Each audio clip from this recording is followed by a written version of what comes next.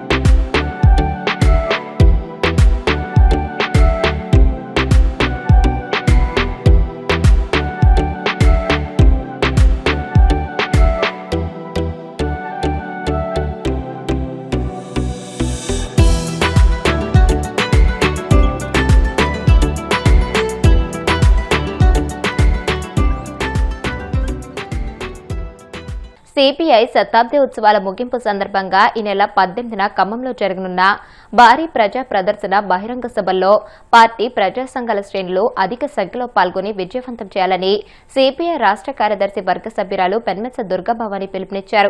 పశ్చిమ గోదావరి జిల్లా తాడేపల్లిగూడెంలోని కబర్దీ భవన్లో సిపిఐ పట్టణ సమితి విస్తృత సమావేశం ఎన్ నాగలక్ష్మి అధ్యక్షతన జరిగింది. ముఖ్య అతిథిగా పాల్గొన్న దుర్గాభవాని మాట్లాడుతూ సిపిఐ శతాబ్ది ఉత్సవాల ముగింపు సందర్భంగా దేశవ్యాప్తంగా అన్ని రాష్ట్రాల నుంచి వచ్చే లక్షలాది మందితో ఖమ్మంలో భారీ ప్రజా ప్రదర్శన బహిరంగ సభ నిర్వహిస్తున్నామని అన్నారు. సిపిఐ పశ్చిమ గోదావరి జిల్లా కార్యదర్శి కోనాల భీమారావు మాట్లాడుతూ బీజేపీ సాగిస్తున్న నిరంకుశ నియంతృత్వ పాలనకు వ్యతిరేకంగా మత సామరస్యం, లౌకిక ప్రజాస్వామ్య పరిరక్షణకు సిపిఐ నిర్విరామంగా పోరాడుతుందని అన్నారు. కేంద్ర రాష్ట్ర ప్రభుత్వాలు, కేంద్ర ప్రభుత్వాలు అనుసరిస్తున్న ప్రజా వ్యతిరేక విధానాలు ఏ విధంగా ఉన్నాయి, ఆ విధానాల మీద ప్రభుత్వాలు ఎందుకు స్పందించట్లేదు, వాళ్ళని పేద ప్రజల విషయాల్లో ఎందుకు పట్టించుకోవట్లనేది కూడా దీర్ఘంగా ఆలోచించి వాటి ప్రజల సమస్యల పరిష్కారం కోసం భారత కమ్యూనిస్ట్ పార్టీ పోరాడానికి సమాయత్తం అవుతుంది. ఇవాళ చేసిన వాగ్దానం నెరవేర్చడంలో కేంద్ర రాష్ట్ర ప్రభుత్వాలు రెండు వైఫల్యం చెందినవి. అటు అధిక ధరలు విపరీతంగా పెరిగిపోతున్నాయి, మహిళల మీద అత్యాచారాలు పెరిగిపోతున్నాయి, దేశంలో జాతీయ సమైక్యత దెబ్బతినే పరిస్థితి కనిపిస్తూ ఉంది. మతోన్మాదాన్ని రెచ్చగొట్టే పరిస్థితుల్లో కేంద్ర ప్రభుత్వం అనుసరిస్తూ ఉంది. ఇవాళ సనాతన ధర్మాన్ని తీసుకొచ్చి దాన్ని ప్రజల మీద రుద్దటానికి ప్రయత్నం చేస్తూ ఉంది. దానికి తోడు ఇవాళ కేంద్ర ప్రభుత్వాన్ని ఆధారంగా చేసుకుని వచ్చిన కూటమి ప్రభుత్వం కూడా తానంటే తందాన అంటుంది. ఇవాళ అన్నింటినీ ప్రైవేట్ పరం చేసే పరిస్థితి కనిపిస్తుంది. పీపీపీ విధానాన్ని తీసుకొచ్చి ప్రజల మీద భారాలు వేయడానికి ఈ రాష్ట్ర ప్రభుత్వం కూడా ప్రయత్నం చేస్తూ ఉంది. ఇవాళ ఇచ్చిన వాగ్దానాలు నెరవేర్చడంలో చిత్తశుద్ధి లేదు ఈ ప్రభుత్వానికి. ఇవాళ రాష్ట్రంలో గంజాయి విచ్చలవిడిగా అమ్మకాలు జరుగుతున్న యువత గంజాయి లోనై వాళ్ళ కుటుంబాలతో సహా పూర్తిగా వినాశం అవుతున్నా కూడా పట్టించుకునే పరిస్థితి కనిపిస్తుంది. కేవలం మేము అక్కడ పట్టుకున్నాం ఇక్కడ పట్టుకున్నాం అని చెప్తుంది తప్ప ఈ మత్తు పదార్థాల కంట్రోల్కి మాత్రం ప్రభుత్వాలు చేసిన చర్యలు కన్నీటిని తుడిచేటట్టే ఉన్నాయి తప్ప పూర్తిగా నిర్మూలనకి ఏమాత్రం ప్రయత్నం చేయట్లేదు. స్వయంగా అదానీ పోర్టులోనే గంజాయి దొరుకుతుందంటే దీనికి నిఘా విభాగం పూర్తిగా వైఫల్యమైందని చెప్పే విషయాన్ని మేము స్పష్టంగా తెలుసుకున్నాం. దాంతోపాటు ఇవాళ పేద ప్రజలకు కావాల్సిన కనీస మౌలిక సదుపాయాల రూపకల్పనలో ప్రభుత్వాలు చేస్తున్న నిర్లక్ష్యాన్ని దృష్టిలో పెట్టుకొని ఆ నిర్లక్ష్యాన్ని వెన్నాడాలని లేని పక్షంలో భారత కమ్యూనిస్ట్ పార్టీగా ప్రజల పక్షా నుండి పోరాడడానికి సమాయత్తం అవుతున్నామని చెప్పదలుసు. అంబేద్కర్ కోనసీమ జిల్లా అమలాపురంలోని శ్రీ వెంకటేశ్వర స్వామి ఆలయంలో దేవతెలుకుల భక్త బృందం ఆధ్వర్యంలో ధనుర్మాస లక్ష తులసి పూజ ఘనంగా నిర్వహించారు. ఆలయ ప్రధాన అర్చకులు పెద్దింటి వెంకట సత్యనారాయణ ఆచార్యులు, శ్రీనివాసుల విజయ గోపాల ఆచార్యులు విశేష పూజలు నిర్వహించారు. విశ్వక్సేన పూజ, పుణ్యహవచనం, అజ్ర దీపారాధన, కుంభపూజ, పంచవాహన పంచామృతాభిషేకం, కుంకుమ పూజ అలంకరణ, బాలభోగం నివేదన, గోపూజ, అగ్ని ప్రతిష్టాపన, తులసి పూజ, కతర్పణం, హోమం, పూర్ణాహుతి, శాంతి కళ్యాణం, సుందరకాండ పారాయణం, దీపాలంకరణ, నీరాజనం, మంత్రి పుష్పం, ఆశీర్వచనాలు జరిపించారు. సాయంత్రం అన్న సమారాధన కార్యక్రమం నిర్వహించారు. ఆలయం వద్ద దీపాలతో వెలిగించిన వెంకటేశ్వర స్వామి గోవిందనామం అందరినీ ఆకట్టుకుంది.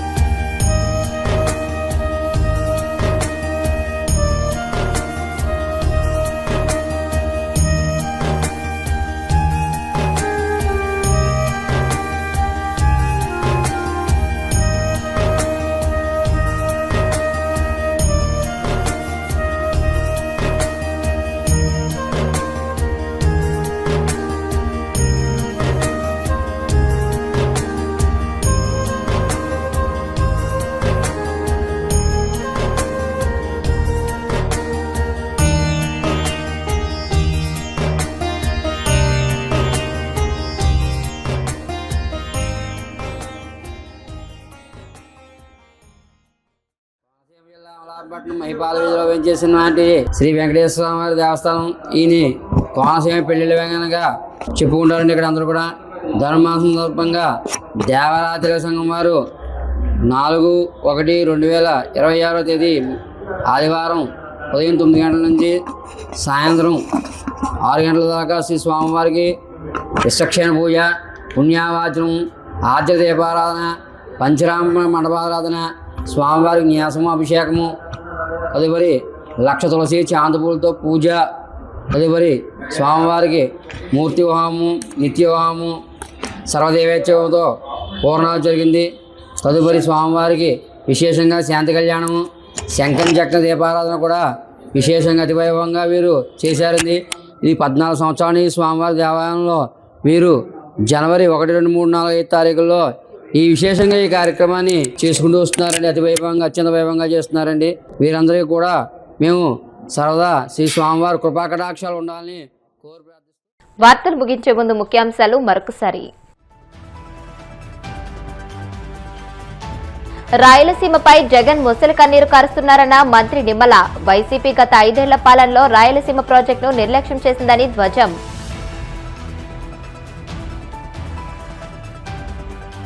కూటమి ప్రభుత్వం రైతు పక్షపాత ప్రభుత్వం అన్న మంత్రి సవిత. కడప జిల్లాలోని ఉల్లి రైతులకు ఎకరాకు 20,000 రూపాయల చొప్పున పరిహారం అందజేత.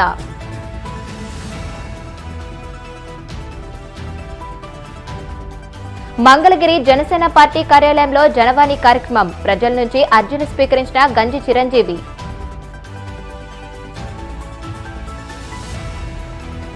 తెలంగాణ సీఎం రేవంత్ రెడ్డితో కలిసి చంద్రబాబు రాయలసీమకు మరణ శాసనం రాశారు. వైసీపీ మాజీ ఎమ్మెల్యే కోరుముట్ల శ్రీనివాసుల ఆక్షేపణ. ఈ వార్తలింతటితో సమాప్తం. మరిన్ని వార్తల కోసం BCN digital YouTube channel, Facebook page ని ఫాలో అవ్వండి. అప్డేటెడ్ వార్తల కోసం ప్లీజ్ సబ్స్క్రైబ్.